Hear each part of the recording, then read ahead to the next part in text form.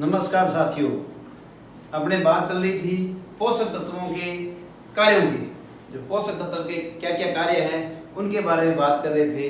तो आज उस पे वीडियो बना रहा हूँ पोषक तत्वों के कार्य में बोरॉन के ऊपर। बोरॉन के कार्य, बोरॉन के क्या क्या कार्य हैं, ठीक है। तो इस पे ऊपर अपने क्या है वीडियो बना रहे हैं। सबसे पहले आता है बोरॉन प्रागण क्रियाओं व प्रजनन क्रियाओं के लिए बहुत ही इंपॉर्टेंट है। प्रागण क्रियाओं और प्रजनन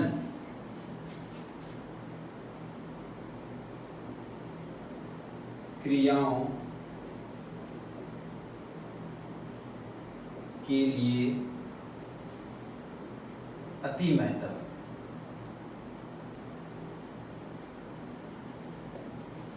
कि प्रागण क्रियाओं के लिए सबसे ज्यादा इंपॉर्टेंट जो तत्व होता है वो आपका कौन सा है, बोरॉन है। बोरॉन क्या करता है, प्रागण क्रियाओं के लिए मोस्ट इंपॉर्टेंट है।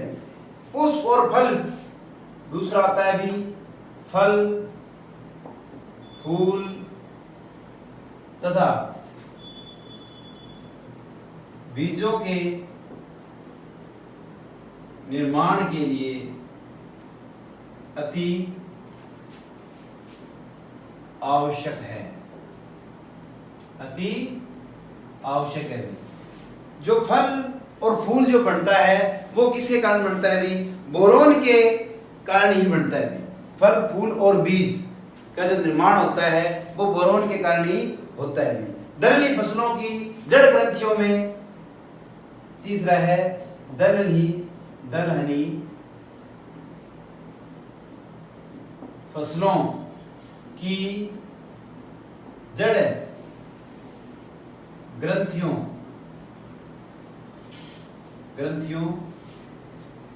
के लिए आवश्यक है।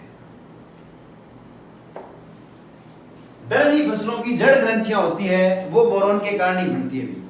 वो किसके कारण बनती है, बोरॉन के कारण ही बनती है। नेक्स्ट है भी पानी के अवशोषण के लिए अति आवश्यक है भी। पानी के अवशोषण के लिए अति आवश्यक है। जो पानी का अवशोषण होता है उसके लिए क्या है, बोरॉन अति आवश्यक है, ठीक है। तो बोरॉन पानी के अवशोषण को भी क्या करता है, बहुत ही इंपॉर्टेंट है भी। पैक्टिन, एटीपी, एडीपी के लिए भी मोस्ट इंपॉर्टेंट है भी। पैक्टिन, एडीपी, एटीपी के लिए भी अति आवश्यक है। अति आवश्यक है भी। पैक्टिन, एडीपी, एटीपी आरएनए के लिए भी है। आरएनए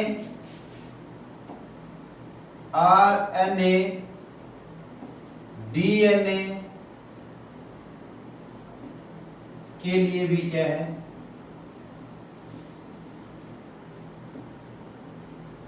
आवश्यक है। तो आरएनए डीएनए के लिए भी क्या है, आपका बोरॉन है, आवश्यक है भी। नाइट्रोजन के अवशोषण में सहायता करता है भी। क्या करता है, नाइट्रोजन के अवशोषण में सहायता करता है। नाइट्रोजन के अवशोषण में सहायता करता है भी। नाइट्रोजन के अवशोषण के लिए भी क्या है, ये सहायता करता है भी। कौन, बोरॉन। तो ये इसके क्या है, मुख्य है। एक होता है भी कार्बोहाइड्रेट को विभिन्न भागों में पहुंचाता है भी। कार्बोहाइड्रेट का विभिन्न भागों में संचय करता है या विभिन्न भागों में बोरॉन पहुंचाता है भी। ये मोस्ट इंपोर्टेंट है भी, कार्बोहाइड्रेट को विभिन्न भागों में पहुंचाता है।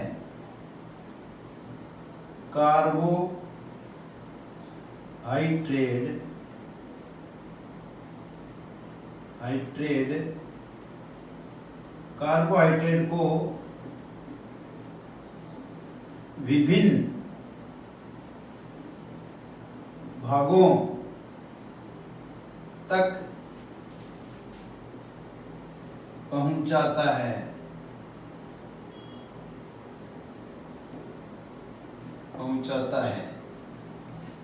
भी कार्बोहाइड्रेट के विभिन्न भागों तक पहुंचाता है कौन है? बोरॉन। देखो बोरॉन के कार्य क्या है? मोस्ट इंपोर्टेंट है भी, परागण की क्रियाएं और प्रजनन की क्रियाओं के लिए ये मोस्ट इंपोर्टेंट है। ठीक है, फल फूल और बीजों के निर्माण के लिए अति आवश्यक है भी। फल और फूल जो बनते हैं उसके लिए जो अति आवश्यक कौन है? बोरॉन है।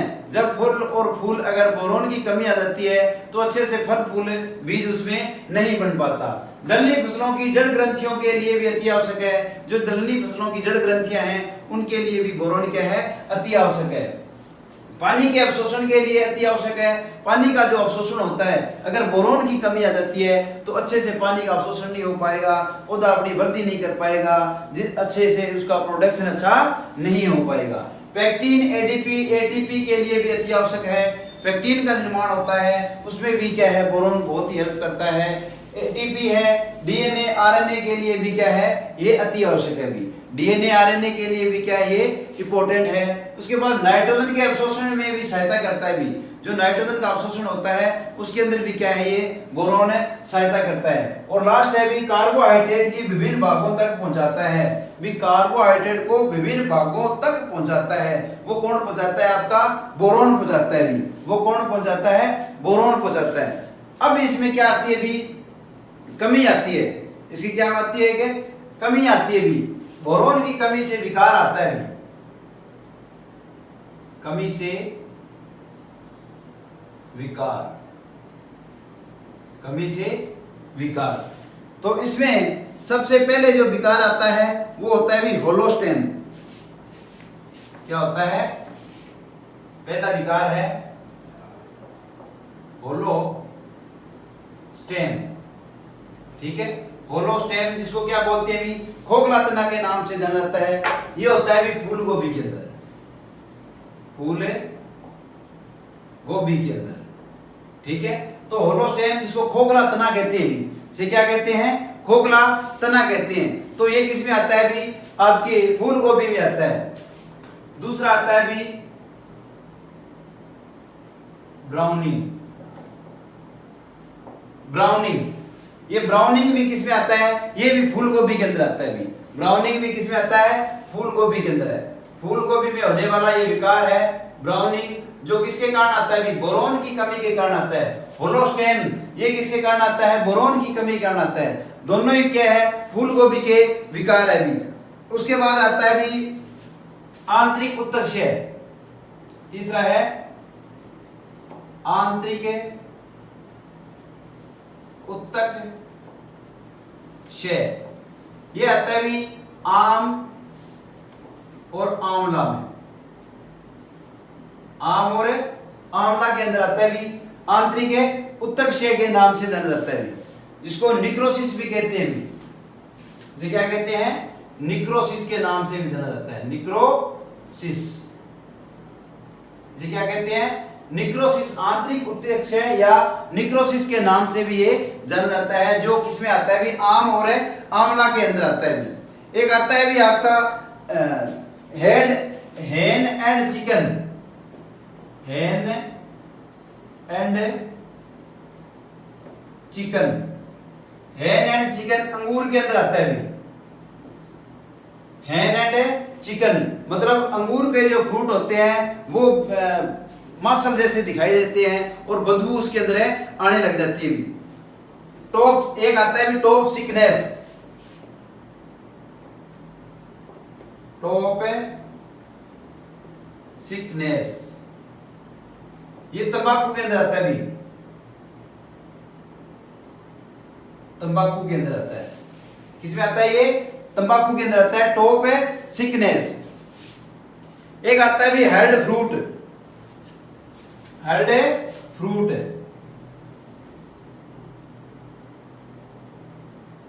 फ्रूट ये आता है भी सिट्रस फ्रूट के अंदर। सिट्रस है फलों में। हेड फ्रूट किस में आता है? सिट्रस है फलों में आता है। तो मोस्टली इसमें क्या है? बोरॉन के विकार से होने वाले, कमी से होने वाला विकार है। पहला है भी होलोस्टेम जो फूल गोभी के अंदर आता है, ब्राउनिंग फूल गोभी के अंदर आता है, आंतरिक उत्तक जिसको निक्रोसिस कहते हैं आम और आंवला के अंदर आता है, हेन एंड चिकन मोस्ट इंपोर्टेंट है। बहुत बार ये क्वेश्चन पूछा गया है भी हेन एंड चिकन जो आता है विकार वो किस में आता है, किसकी कमी के कारण आता है? तो हेन एंड चिकन है वो आपके अंगूर के अंदर आता है और बोरॉन की कमी के कारण आता है भी। उसके बाद आता है भी आपका टॉप सिकनेस जो तंबाकू का एक मुख्य विकार है, जिसमें किसकी कमी के कारण आता है? बोरॉन की कमी के कारण आता है भी। उसके बाद आपका हेड फ्रूट है वो सिट्रस फलों के अंदर आता है भी।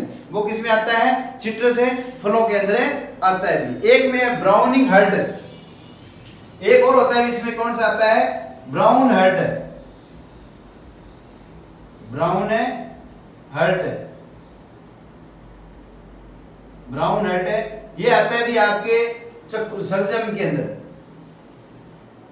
इसमें आता है सलजम के अंदर आता है भी ब्राउन हेड। ठीक है, तो ब्राउन हेड किस में आता है? सलजम के अंदर आता है भी। ठीक है, तो ये क्या है? मोस्टली किसके है? बोरॉन की कमी से होने वाले विकार है। होलोस्टेम जिसको फूलगोभी के अंदर आता है, ब्राउनिंग फूलगोभी में आता है, आंतरिक उत्तक निक्रोसिस आम के अंदर और आंवला के अंदर आता है, हेन एंड चिकन है अंगूर के अंदर आता है, टॉप सिकनेस है तंबाकू के अंदर आता है, हेड फ्रूट है वो सिट्रस फलों के अंदर होता है, ब्राउन हेड है वो सलजम के अंदर होता है भी। तो ये था अपने बोरॉन के कार्य और उसकी कमी से आने वाले विकार। आप इसका शॉर्ट स्क्रीन ले सकते हो।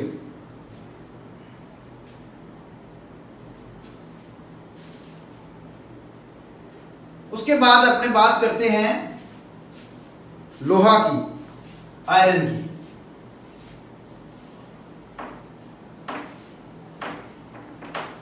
लोहा जो होता है उसके बारे में अपने बात करते हैं भी। लोहा जो होता है उससे क्या क्या कार्य है भी लोहा के?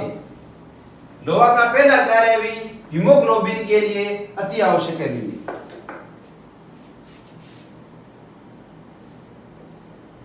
लोहा हीमोग्लोबिन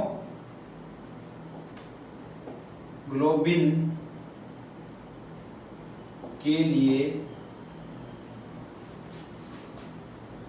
अति आवश्यक है। हीमोग्लोबिन के लिए क्या है ये? अति आवश्यक है। उसके बाद आता है क्लोरोफिल के निर्माण में सहायता करता है भी। क्लोरोफिल के निर्माण में सहायता करता है। क्लोरोफिल के निर्माण में क्या करता है भी? ये सहायता करता है भी। जो क्लोरोफिल आता है उसके निर्माण में कौन सा सहायक होता है भी? आपका लोहा होता है भी। ऑक्सीजन श्वसन में, तीसरा है श्वसन में ऑक्सीजन का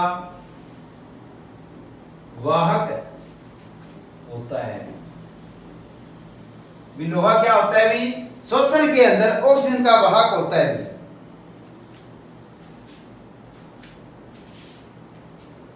श्वसन में ऑक्सीजन का वाहक कौन होता है भी? आपका लोहा होता है। उसके बाद आता है भी आपके कोशिका विभाजन में सहायता करता है भी। कोशिका के विभाजन में सहायता करता है। कोशिका का विभाजन कौन करता है? देखो लोहे की तलवार होती है और कोशिका को काटता कौन है? लोहे की तलवार काटती है। तो इसलिए क्या है? कोशिका का विभाजन कौन करता है? आपका लोहा करता है। पौधे में नाइट्रोजन और पोषण के लिए अति आवश्यक है। पौधे में में नाइट्रोजन के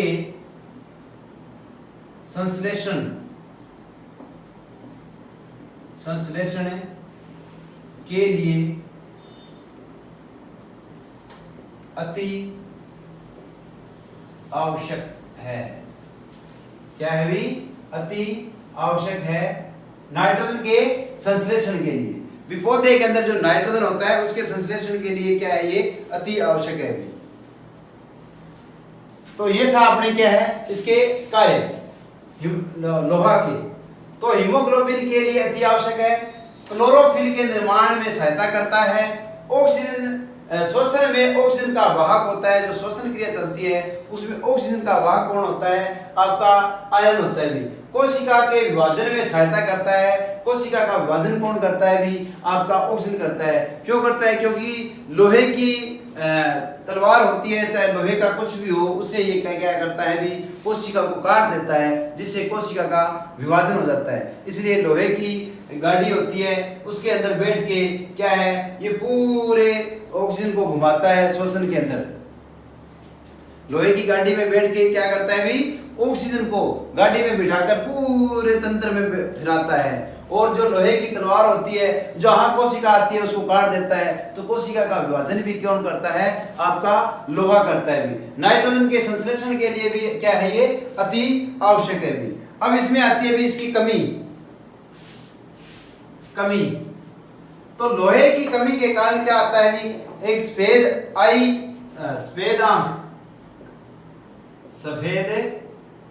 आंख से आई बड के नाम से जाना जाता है, जो किसमें आता है भी, धान के अंदर आता है भी। मोस्ट इंपोर्टेंट है सफेद आंख या सफेद बड। सफेद आंख या सफेद बड किसमें आती है भी, ये दोनों ही चीजें किसमें आती है, धान के अंदर आती है। दोनों एक ही नाम है, सफेद आंख और आई बड के नाम से इसको, या इसको व्हाइट आई के नाम से भी जाना जाता है भी। आई बड या व्हाइट आई के नाम से भी जाना जाता है इसको। क्या कहते हैं इसको, व्हाइट आई या सफेद आंख और आई बड के नाम से भी जाना जाता है। ये किसमें होता है भी, धान की फसल में ये विकार आता है भी। ये किसमें आता है, धान की फसल में होने वाला ये विकार है। तो देखो अब इसमें लोहे के कार्य थे और ये एक क्या है, विकार है। तो लोहे के कार्य में क्या है, अपने हीमोग्लोबिन के लिए क्या है, ये अति आवश्यक है भी। क्लोरोफिल के निर्माण में सहायता करता है भी। हीमोग्लोबिन के लिए क्या है, ये अति आवश्यक है। और क्लोरोफिल के निर्माण में सहायता करता है, श्वसन में O2 का वाहक का कार्य करता है, कोशिका विभाजन में सहायता करता है, नाइट्रोजन के संश्लेषण के लिए अति आवश्यक है। और व्हाइट आई या सफेद आंख या आई बड के नाम से जो विकार आता है धान के अंदर है, वो लोहे की कमी के कारण आता है। वो लोहे की कमी के कारण आने वाला विकार है।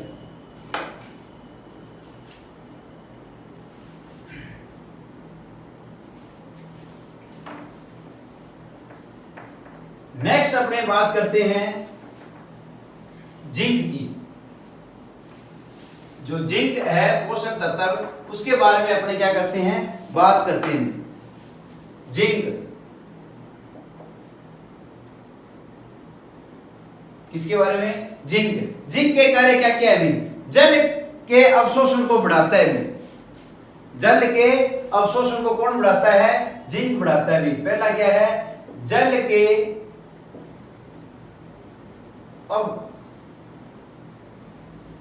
अवशोषण को बढ़ाता है। क्या करता है भी, जिंक क्या करता है, जल के अवशोषण को बढ़ाता है। क्या करता है, जल के अवशोषण को बढ़ाता है भी। प्रोटीन, कैरोटीन तथा सिट्रिक जो अम्ल होते हैं उसके संश्लेषण को नियंत्रित करता है, उसके संश्लेषण को बढ़ाता है।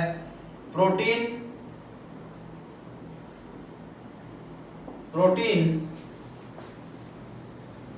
के संश्लेषण को बढ़ाता है। जो प्रोटीन का संश्लेषण होता है उसको कौन बढ़ाता है? ये आपका जिंक बढ़ाता है भी। क्लोरोफिल के निर्माण में उत्प्रेरक का कार्य करता है भी ये।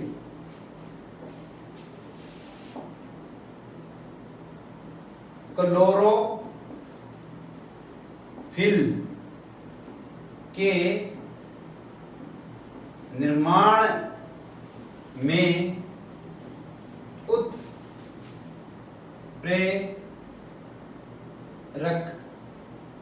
उत्प्रेरक का कार्य करता है। जो क्लोरोफिल होता है उसका निर्माण हो रहा है, वहां पर क्या करता है? जिंक उसके निर्माण को बढ़ा देता है भी, एकदम पूरा कर देता है भी। ठीक है, तो क्लोरोफिल के निर्माण में उत्प्रेरक का कार्य कौन करता है भी? आपका जिंक करता है। आरएनए के विघटन को रोकता है भी। आरएनए के विघटन को रोकता है भी। आरएनए के विघटन को कौन रोकता है? आरएनए के विघटन को आपका जिंक रोकता है भी। जिंक क्या करता है? आरएनए के विघटन को रोक देता है भी। ठीक है, तो ये डीहाइड्रोजनेज के लिए आवश्यक है भी। क्या है ये? डीहाइड्रोजनेज के लिए आवश्यक है। डीहाइड्रोजनेज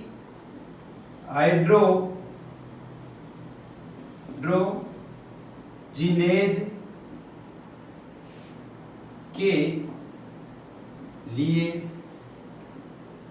आवश्यक है। जो डीहाइड्रोजनेज होता है उसके लिए क्या है भी? जिंक आवश्यक होता है भी। ये इससे क्या करता है भी? ये डीहाइड्रोजनेज इसको कंट्रोल कर लेता है, जिंक, इसीलिए क्या है ये आवश्यक है भी। अब आते हैं इसके विकार। कमी से विकार, कमी से विकार। जिंक के क्या क्या विकार है भी, जिससे क्या है पौधे के अंदर आते हैं भी। पहला है भी खेरा रोग। कौन सा रोग है? खेरा रोग। किसमें आता है भी? धान के अंदर आता है। ठीक है, खेरा रोग किसमें आता है? धान के अंदर आता है। उसके बाद आते हैं भी सफेद कली रोग। दूसरा है सफेद कली, ये मक्का के अंदर आता है। सफेद कली रोग भी कह सकते हैं, किसमें आता है? मक्का के अंदर आता है भी। छोटी लीफ। तीसरा क्या है भी?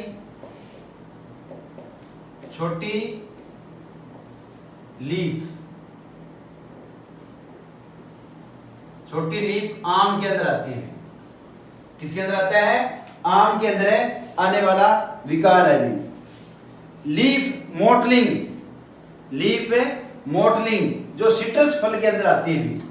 चौथा कौन सा है? लीफ मोटलिंग, सिट्रस फल के अंदर आता है। सिट्रस फलों। देखो खेरा रोग। खेरा रोग किसमें आता है? धान के अंदर आता है भी। खेरा रोग किसमें आता है? धान के अंदर आता है। सफेद कली रोग किसमें आता है? मक्का के अंदर आता है। छोटी लीफ आम के अंदर आता है। और लीफ मोटलिंग जो सिट्रस फलों के अंदर आता है भी। ये किसकी कमी के कारण आता है? जिंक की कमी के कारण होने वाले विकार है भी। जिंक की कमी से पहला विकार है खेरा रोग जो धान के अंदर आता है। दूसरा जिंक की कमी से होने वाला विकार है सफेद कली रोग जो मक्का के अंदर आता है, मोस्ट इंपोर्टेंट है भी। फिर है छोटी लीफ जो आम के अंदर आती है। एक होती है लीफ मोटलिंग जो सिट्रस फलों के अंदर आती है भी। और खेरा के देख लो, ये जिंक के हैं। जिंक के कार्य क्या क्या है? एक तो जल के अवशोषण को बढ़ाता है, प्रोटीन के संश्लेषण को बढ़ाता है, क्लोरोफिल के निर्माण में उत्प्रेरक का कार्य करता है, आरएनए डीएनए के विघटन को रोकता है, हाइड्रोजनेज के लिए क्या है भी? अति आवश्यक है भी। तो ये था अपने क्या है? जिंक और जिंक के से होने वाले विकार।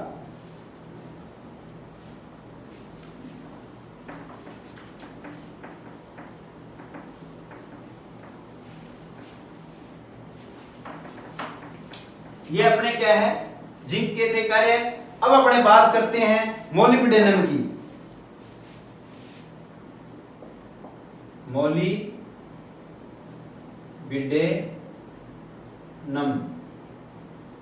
मोलिब्डेनम, ठीक है। तो मोलिब्डेनम के कार्य क्या है भी, एस्कॉर्बिक अम्ल के संश्लेषण में सहायता करता है भी। विटामिन सी का जो संश्लेषण होता है उसमें क्या करता है, ये सहायता करता है भी। पहला क्या है, विटामिन सी के संश्लेषण में सहायता करता है। जो विटामिन सी होता है उसके संश्लेषण में क्या करता है, ये सहायता करता है। फिर शर्कराओं के संश्लेषण में सहायता करता है भी। दूसरा क्या है, शर्कराओं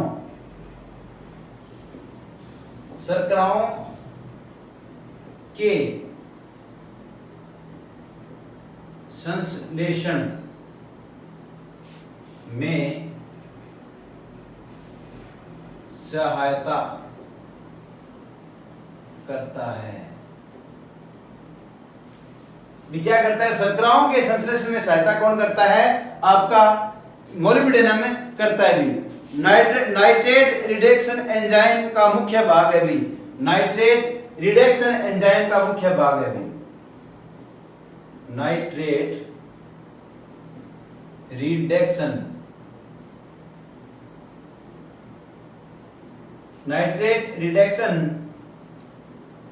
एंजाइम का मुख्य भाग है। तो नाइट्रेट रिडक्शन एंजाइम होता है, उसके लिए क्या है भी, ये मुख्य भाग माना जाता है। इसे अल्ट्रा न्यूट्रिएंट के नाम से भी जाना जाता है भी। अल्ट्रा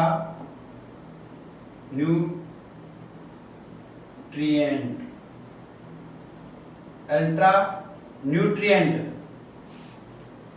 के नाम से भी जाना जाता है। इसे क्या कहते हैं भी, अल्ट्रा न्यूट्रिएंट के नाम से भी जाना जाता है भी। अमोनिया तथा नाइट्रोजन अवकरण के लिए आवश्यक है भी। नेक्स्ट क्या है भी, अमोनिया और नाइट्रोजन के अवकरण के लिए आवश्यक है भी। अमोनिया तथा नाइट्रोजन के अवकरण के लिए आवश्यक है। जो अमोनिया है तथा नाइट्रोजन है उसके अवकरण के लिए क्या है, ये भी आवश्यक है भी। फास्फोरस मेटाबॉलिज्म के लिए आवश्यक है भी। फास्फोरस है मेटाबॉलिज्म के लिए भी आवश्यक है। फास्फोरस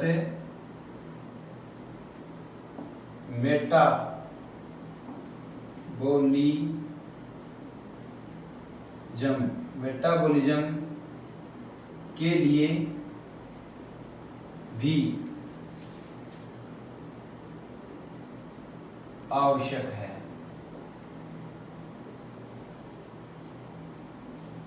क्या होता है, मेटाबॉलिज्म जो होता है उसके लिए भी क्या है, ये आवश्यक है भी। ठीक है, तो देखो मोलिब्डेनम के क्या क्या कार्य हैं। विटामिन सी के संश्लेषण में सहायता करता है। जो विटामिन सी होता है एस्कॉर्बिक एसिड होता है, इसे विटामिन सी को क्या कहते हैं भी, एस्कॉर्बिक एसिड, जो इसके संश्लेषण में सहायता करता है भी। कौन करता है, मोलिब्डेनम विटामिन सी के संश्लेषण में सहायता करता है। उसके बाद आता है भी आपके शर्कराओं के संश्लेषण में भी सहायता करता है। कौन, मोलिब्डेनम शर्कराओं के संश्लेषण में भी सहायता करता है। उसके बाद मोलिब्डेनम नाइट्रेट रिडक्शन एंजाइम का मुख्य भाग होता है भी। मोलिब्डेनम क्या होता है, नाइट्रोजन रिडक्शन एंजाइम का मुख्य भाग होता है, इसलिए इसे अल्ट्रा न्यूट्रिएंट के नाम से भी जाना जाता है भी। नाइट्रेट रिडक्शन एंजाइम का मुख्य भाग होता है, ये क्या करता है, अल्ट्रा न्यूट्रिएंट एंजाइम इसके नाम से भी जाना जाता है। भी क्या जाना जाता है, अल्ट्रा न्यूट्रिएंट एंजाइम के नाम से भी ये जाना जाता है। भी इसमें अमोनिया तथा नाइट्रोजन के अवकरण के लिए अति आवश्यक होता है। फास्फोरस मेटाबॉलिज्म सिस्टम के लिए भी क्या है, ये अति आवश्यक होता है। उसके बाद आते हैं इसमें कमी के विकार, कमी से विकार। ठीक है, तो कमी से विकार आता है, एक इसमें आता है भी वेहिपटेल, वेहिपटेल किसमें होता है भी, ये फूल गोभी के अंदर, फूल गोभी के अंदर आने वाला विकार होता है वेहिपटेल। बहुत बार पूछा जाता है ये कंपटीशन एग्जाम के अंदर, वेहिपटेल किसकी कमी से आता है या कौन सी फसल के अंदर आता है भी। एक आता है तप्त रोग,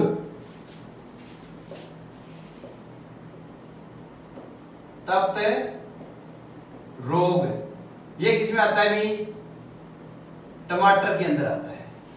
ये किसमें आता है, टमाटर के अंदर आता है। एक आता है भी येलो स्पॉट, कौन सा आता है तीसरा, येलो स्पॉट, येलो स्पॉट ये आता है सिट्रस फलों में, सिट्रस फलों में। तो मोलिब्डेनम के कारण 3 विकार आते हैं। मोलिब्डेनम के कारण क्या आते हैं भी, 3 विकार आते हैं। तो पहला विकार क्या है भी, वेहिपटेल, जो फूल गोभी के अंदर आता है, जो क्या आता है भी, फूल गोभी के अंदर आता है। उसके बाद आता है भी तप्त रोग, कौन सा रोग है, तप्त रोग, जो टमाटर के अंदर आता है भी। उसके बाद येलो स्पॉट आता है सिट्रस फलों के अंदर, येलो स्पॉट आता है सिट्रस फलों के अंदर। और ये था भी अपने मोलिब्डेनम के कार्य और मोलिब्डेनम की कमी से होने वाले विकार। तो अच्छे से आपको समझ आया होगा। इसका शॉर्ट स्क्रीन आराम से ले सकते हो। और नेक्स्ट अपने कराते हैं भी क्लोरीन।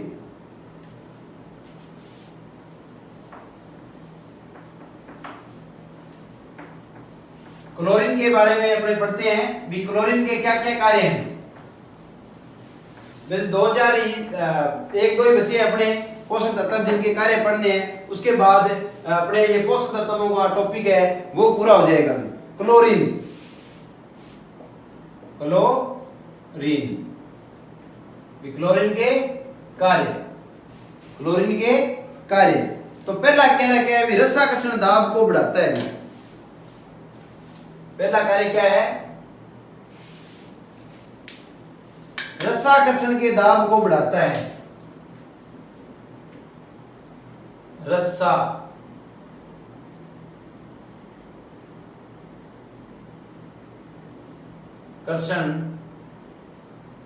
रसाकर्षण के दाब को बढ़ाता है। मोस्ट इंपोर्टेंट है भी, रसाकर्षण जो दाब होता है उसको कौन बढ़ाता है, क्लोरीन बढ़ाता है। कोशिका रस में, कोशिका का रस होता है उसमें धनायन संतुलन को बनाए रखता है भी। कोशिका के रस में धनायन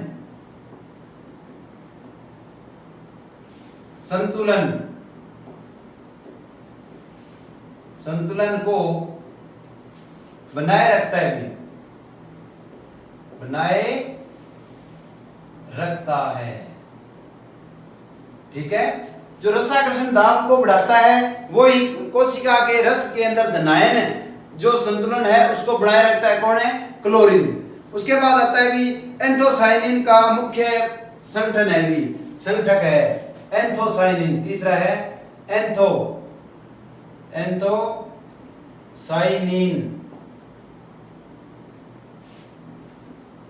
संगठक।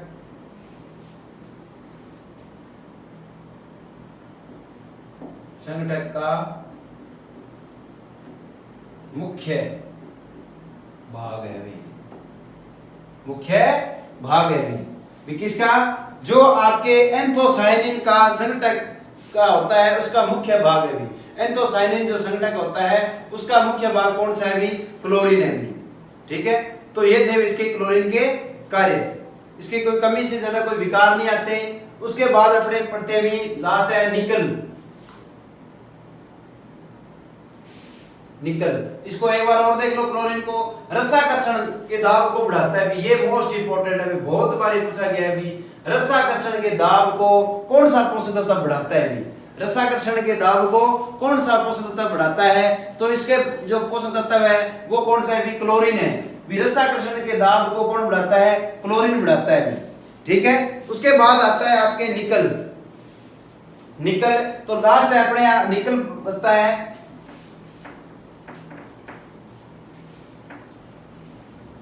निकल, निकल जिसको 17वां पोषक तत्व के नाम से भी जाना जाता है, या लास्ट पोषक तत्व है उसके नाम से भी जाना जाता है। ये इसके कार्य क्या है कि बीज की जीवन क्षमता के लिए उपयुक्त होता है। बीज की जीवन क्षमता होती है वो निकल के कारण भी प्रॉपर बनी रहती है। बीज की जीवन क्षमता को बनाए रखता है भी, बनाए रखता है। मोस्ट इंपोर्टेंट है भी बीज की जीवन क्षमता होती है उसको कौन बनाए रखता है? तो उसकी बीज की जीवन क्षमता को निकल बनाए रखता है भी। उसके बाद है भी नाइट्रोजन मेटाबॉलिज्म के नियंत्रण में सहायता करता है भी। जो नाइट्रोजन होता है, नाइट्रोजन के मेटाबॉलिज्म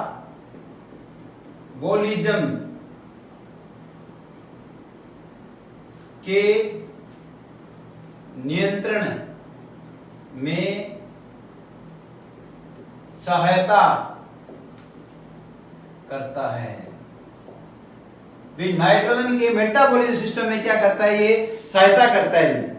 एक अभी दाना फिलिंग के लिए अति आवश्यक है। अभी दाना निर्माण, जो दाना फिलिंग होती है, दाना भरना जिसको कहते हैं ग्रेन फिलिंग, इसको ग्रेन फिलिंग के लिए अति आवश्यक माना जाता है। जो ग्रेन फिलिंग होती है उसके लिए क्या है? ये आपके अति आवश्यक माना जाता है। निकल लगभग पौधे के अंदर 1% से 0.1 ppm से कम पौधे को चाहिए भी। ठीक है, तो ये जो बीज के जीवन क्षमता को बनाए रखता है कौन करता है भी? आपके निकल करता है। नाइट्रोजन के मेटाबॉलिज्म सिस्टम में नियंत्रण में सहायता करता है। ग्रेन फिलिंग, ये भी इंपॉर्टेंट है और ये भी इंपॉर्टेंट है। दोनों चीजें क्या है भी? इंपॉर्टेंट है। ग्रेन फिलिंग, दाना भरना जिसको कहते हैं दाना भरना। दाना भरना किसके लिए? दाना भरने के लिए कौन सा पोषक तत्व जिम्मेदार है? वो होता है भी आपका निकल।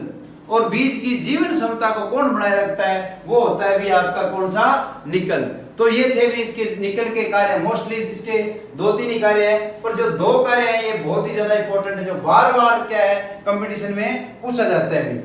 अब बात करते हैं थोड़ी सी अपने एक बात करते हैं। एक जो पौधे में कमियां आती है उसको मैं थोड़ा सा डायग्राम बना के यहाँ बताता हूँ भी कौन कौन से पोषक तत्व की कमी कहाँ कहाँ पत्ती पे दिखाई देती है भी किस किस पोषक तत्व की कमी आती है और वो कहाँ कहाँ दिखाई देती है। तो अपना ये पौधा बन गया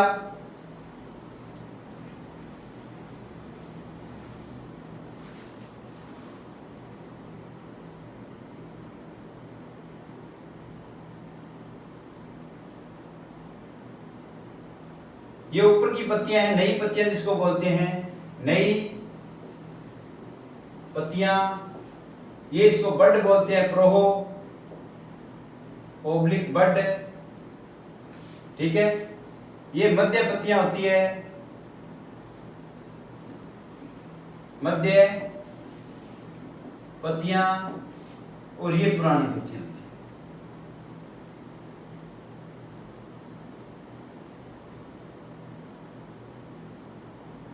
ये क्या होती है? भी पुरानी पत्तियां होती है। देखो प्राणी पत्तियों में अपने क्या आता है भी एनपीके, एनपीके, नाइट्रोजन, फास्फोरस और पोटेशियम क्या है प्राणी पत्तियों के अंदर आता है। उसके बाद आता है भी दो आते हैं भी एमओ, एमओ लिख दो दोनों को और एक को बना दो एमजी। तो मोलिब्डेनम और मैग्नीशियम दोनों कहां आते हैं भी प्राणी पत्तियों के अंदर आती हैं। मध्य पत्ती के अंदर आता है भी आपका जिंक, Zn।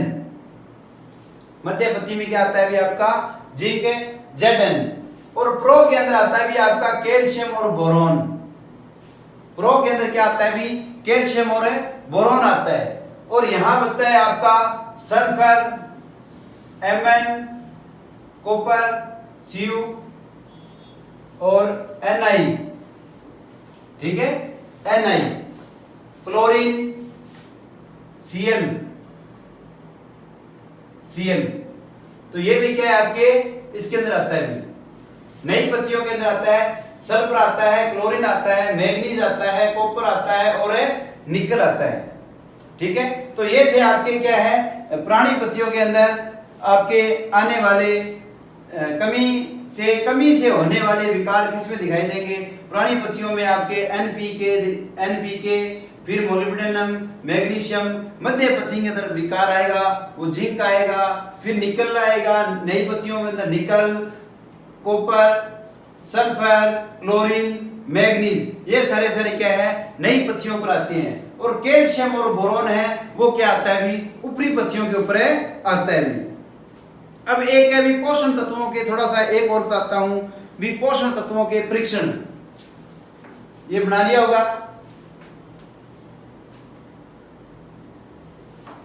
तो पोषक तत्वों के परीक्षण अपने कैसे करते हैं ये थोड़ा सा एक बताता हूं इसके अंदर। जैसे अपने फास्फोरस में पेंटा ऑक्साइड की गणना करते हैं। फास्फोरस में पेंटा ऑक्साइड की गणना भी अपने जो फास्फोरस होता है उसके अंदर पेंटा ऑक्साइड की गणना कैसे करेंगे भी। तो फास्फोरस के अंदर फास्फोरस में पेंटा ऑक्साइड की गणना कैसे करते हैं। तो इसके लिए पेंटा ऑक्साइड होता है, इसके अंदर फास्फोरस में पेंटा ऑक्साइड की गणना करते हैं भी P इंटू 2.29, P इंटू 2.29 से गुणा करते हैं। अगर फास्फोरस में पेंटा ऑक्साइड की गणना करती है तो पेंटा ऑक्साइड के लिए क्या करते हैं भी अपने 2.29 से गणना कर देते हैं, गुणा कर देते हैं, मल्टीप्लाई कर देते हैं। भी फास्फोरस से गुणा किससे करेंगे 2.29 से करेंगे तो अपने को क्या मिल जाएगा भी पेंटा ऑक्साइड की गणना मिल जाएगी। इसी प्रकार पेंटा ऑक्साइड के अंदर पेंटा ऑक्साइड में फास्फोरस की गणना देखो पहले अपने की थी फास्फोरस में पेंटा ऑक्साइड की गणना किससे की थी फास्फोरस में पेंटा ऑक्साइड की गणना। अब बात करते हैं पेंटा ऑक्साइड में फास्फोरस की गणना। तो यहां करते हैं पेंटा P2O5 इंटू 0.44 से क्या करते हैं भी अपने मल्टीप्लाई कर देते हैं। किसे कर देते हैं पेंटा ऑक्साइड में फास्फोरस की गणना की जाती है तो पेंटा ऑक्साइड को 0.44 से क्या कर देते हैं भी मल्टीप्लाई कर देते हैं। जो रेशा आता है वो फास्फोरस का आता है भी, जो रेशा आएगा वो किसका आएगा फास्फोरस का आएगा भी। अब करते हैं पोषक तत्वों का परीक्षण। पोषक तत्वों का परीक्षण। पोषक तत्वों का परीक्षण कैसे करते हैं, किस विधि के द्वारा पोषक तत्वों का परीक्षण करते हैं। एक देखो मृदा परीक्षण होता है वो तो सीधा अपने सॉइल में किया जाता है। अगर सॉइल वो तो सिंपल सॉइल के अंदर कौन कौन से पोषक तत्व प्रेजेंट है कौन से नहीं है वो तो आता है मृदा परीक्षण में। तो एक याद रखना भी मृदा परीक्षण करते हैं तो जो एग्रोनॉमी की फसलें उनकी गहराई कितनी रखी जाती है अभी? वो रखी जाती है अभी 15 से 18 सेंटीमीटर। 15 से 18 सेंटीमीटर याद रखना। अभी विश्वन्य फसलों के लिए जो मृदा परीक्षण करते हैं उसमें पोषक तत्वों की गणना की जाती है, तो वो कितनी गहराई तक करते हैं? 15 से 18 सेंटीमीटर करते हैं।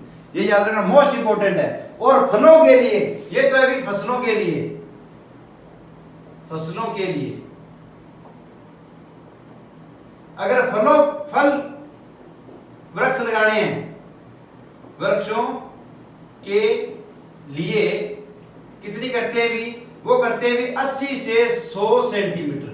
मोस्ट इंपोर्टेंट अभी हो सकता है आने वाले एग्जाम के अंदर ये पूछा जाए भी फल वृक्षों की गहराई कितने सेंटीमीटर तक अपने सोइल में सोइल परीक्षण कराया जाता है अभी? वो होता है अभी 80 से 100 सेंटीमीटर और फसलों के लिए 15 से 18 सेंटीमीटर। अब बात करते हैं अभी पोषक तत्वों का परीक्षण कैसे करते हैं। ये तो मृदा से हो गया, मृदा परीक्षण। अब अपने बात करते हैं भी पोषक तत्वों का परीक्षण कैसे करते हैं। तो नाइट्रोजन का परीक्षण कैसे करते हैं, किस विधि के द्वारा करते हैं नाइट्रोजन का परीक्षण? तो नाइट्रोजन का परीक्षण है वो अपने केजल्ड मेथड से करते हैं। नाइट्रोजन का परीक्षण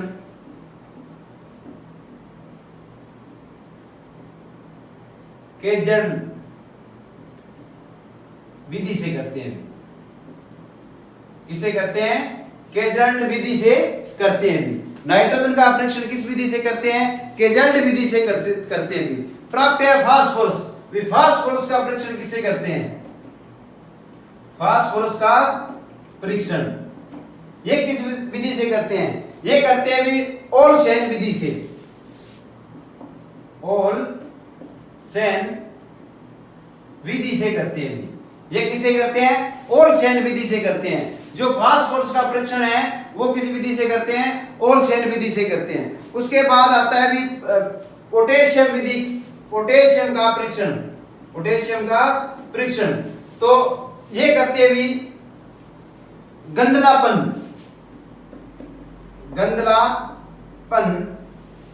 विधि से करते हैं। ये मोस्ट इंपोर्टेंट है भी, विधियां पूछी जा सकती है भी।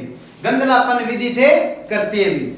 और कार्बनिक पदार्थ का परीक्षण, जो कार्बनिक पदार्थ होती है मृदा के अंदर, कितना कार्बनिक पदार्थ होता है भी? मृदा के अंदर लगभग 5% कार्बनिक पदार्थ होता है भी। ठीक है, जिस मृदा में 20% अधिक कार्बनिक पदार्थ होता है उसे कहते हैं भी कार्बनिक मृदा। कार्बनिक मृदा कहते हैं भी जिसमें 20% से ज्यादा अगर कार्बनिक पदार्थ होता है तो उसे कार्बनिक मृदा के नाम से जाना जाता है भी। एक आता है अपने कार्बनिक पदार्थ का परीक्षण कैसे करते हैं? वाकले व ब्लैक विधि से करते हैं भी। कार्बनिक पदार्थ का परीक्षण, कार्बनिक पदार्थ का परीक्षण वाकले व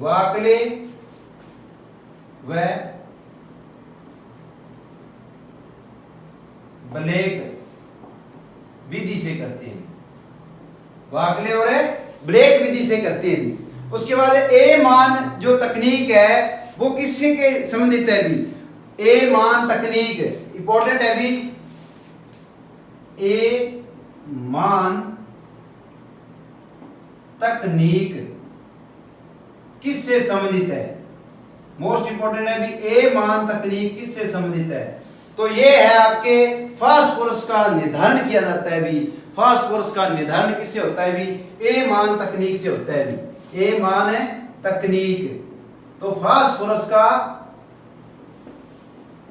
निर्धारण किया जाता है।